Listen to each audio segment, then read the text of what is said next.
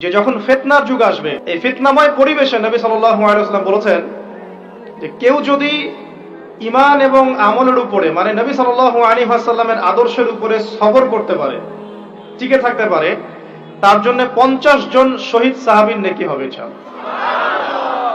তো ফিতনাময় পরিবেশে যদি সবর করা যায়, হকের উপর অটল থাকার চেষ্টা করা যায়, ইনশাআল্লাহ আপনি 50 জন শহীদ সাহাবীর নেকি পাবেন ইনশাআল্লাহ। তো প্রত্যেকটা ক্ষেত্রেই আপনি ফিতনা পাবেন। পরিবারের দিকে তাকাবেন, দেখবেন পরিবারের বন্ধনগুলো আগের মতো নাই।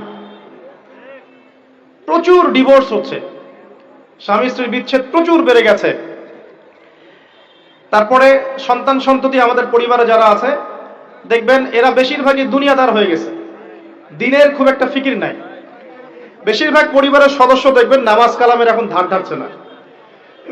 ম্যাক্সিমাম পরিবার থেকে আস্তে আস্তে পর্দাটা কিন্তু শিথিল হয়ে যাচ্ছে। আপনি ব্যক্তি জীবনের দিকে তাকিয়ে দেখেন, গর্বের সাথে আমরা বলি না যে 90% মুসলিমের বাংলাদেশ, দেখবেন মেজরিটি সংখ্যক মুসলিম 5 ওয়াক্ত নামাজ জামাতে পড়ে না। বেশিরভাগ মুসলিম দেখবেন আল কোরআন বিশুদ্ধ করে তেলাওয়াতও করতে পারে না। তো এরপরেও আমরা দাবি করি যে আমরা প্রকৃত মুসলিম, জান্নাত আমাদের জন্য অপেক্ষা করছে। আসলে বাস্তবতা এমন নয়।